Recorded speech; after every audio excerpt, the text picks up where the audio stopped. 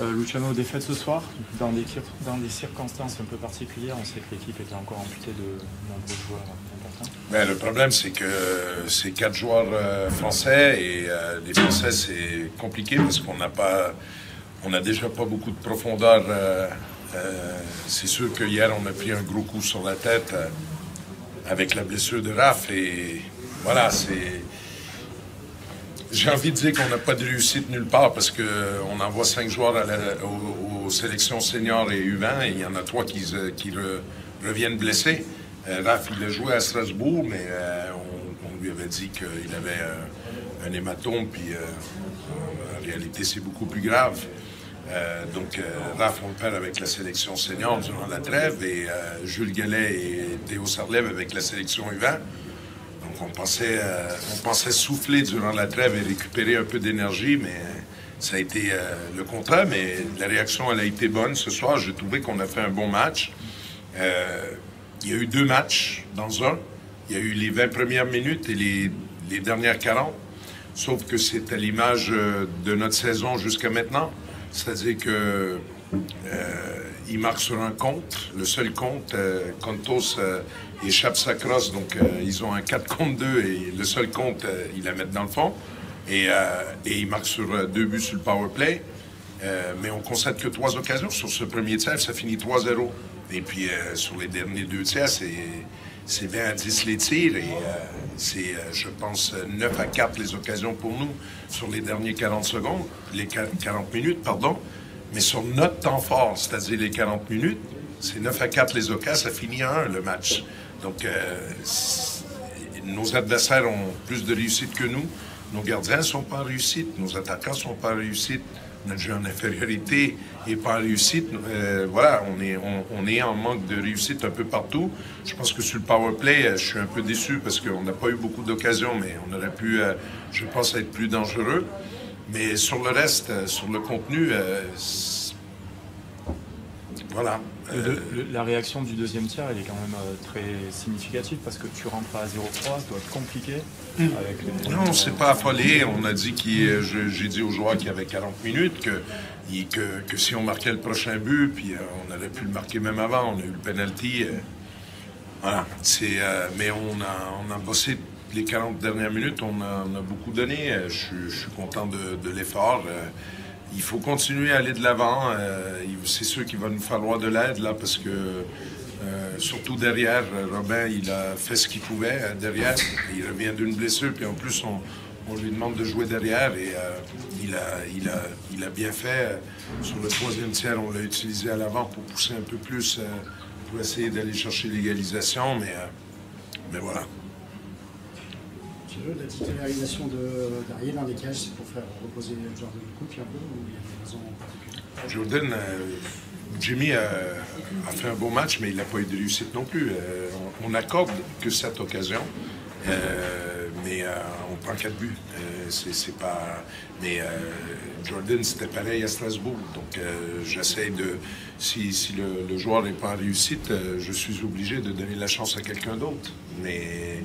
ça n'a pas été mieux pour Jimmy que pour Jordan. Les 2 gardiens ne sont pas en réussite aujourd'hui. On concède toujours beaucoup moins d'occasions et de tirs par match. Mais voilà, nous, on ne marque pas sur nos temps forts et l'adversaire, à chaque temps fort qu'il a, à chaque occasion, il la met dans le fond. Et selon vous, qu'est-ce qui fait que pendant les temps forts, justement, vous n'arrivez pas à concrétiser? Ça, c'est une bonne question. Si j'avais la réponse, on n'en serait pas là. On n'en serait pas là. Est-ce que c'est un manque de confiance? Est-ce que lucidité? La confiance, c'est pas quelque chose d'abstrait qui descend des nuages. Il faut continuer à bosser. Il faut qu'on tombe vers l'avant, c'est-à-dire qu'il faut qu'on continue à faire ce qu'on fait et en espérant qu'on a des joueurs, qu'il y a des joueurs retrouvent cette réussite. C'est sûr que c'est frustrant, mais on ne peut que maîtriser le contenu et l'animation offensive. Et il n'y a pas eu beaucoup d'occasions ni d'un côté ni de l'autre. Hein. Ce soir, nous, on a fait un bon match défensif, mais Amiens aussi. Mais voilà, il n'y a pas grand-chose à faire. C'est pas quelque chose, c'est tellement pas tangible, tellement aléatoire et tellement la réussite, des fois, elle te fuit quand tu ne sais pas pourquoi, puis elle te retourne, puis tu ne sais pas pourquoi. Il faut simplement qu'on continue à travailler. On va regarder la vidéo, voir. J'ai trouvé que sur le premier tiers, on n'avait pas beaucoup de présence devant la cage. On en a parlé. Il y en avait plus à l'image du but de Gibb où c'était un tir de poignet de la ligne bleue, mais lui, il ne l'a pas vu parce qu'il y avait beaucoup de trafic devant lui. Mais il faut continuer à faire les petites choses, continuer à aller de l'avant et espérer en de meilleurs jours. Vous avez 3 jours pour préparer la Coupe de France, Nice. Ça va faire du bien aussi de changer de compétition. Non? Ben ça va faire du bien. Je ne sais pas si c'est la compétition elle-même, mais ça va faire du bien déjà de jouer un match coup près. Voilà, il va y avoir tellement d'enjeux qu'on va oublier le passé. On ne va pas penser au futur ni au passé, puis on va être dans le moment présent parce que ça va jouer sur 60 minutes. Donc ça va faire du bien. Alors une belle victoire ce soir, une nouvelle victoire sur la route. Vous avez une statistique à l'extérieur qui est assez florissante. Vous confirmez ce soir, vous êtes satisfait? Oui, disons que c'est un très bon match. On a bien parti la première période. On a pris l'avance. Et puis, bon, c'est sûr que la deuxième période était un peu plus difficile, mais il faut s'en attendre. Normalement, tous les matchs déjà gagnés à Gap, il faut le faire. Il n'y a pas grand équipe qui sont capables de le faire, donc on a réussi. C'est un bon match pour nous, puis on en est très satisfait. Alors la Coupe de France arrive, c'est une fois de plus à l'extérieur, avec cet inversement avec les divisions inférieures contre qui vous jouez. C'est une autre compétition, vous allez l'aborder de la même manière que la compétition Synergilas? Ben, c'est la même chose. Pour nous, c'est une compétition, ça fait partie de nos matchs de saison. C'est comme un match de play-off. Dans le fond, la Coupe de France, c'est un match de play-off. Tu dois gagner le match.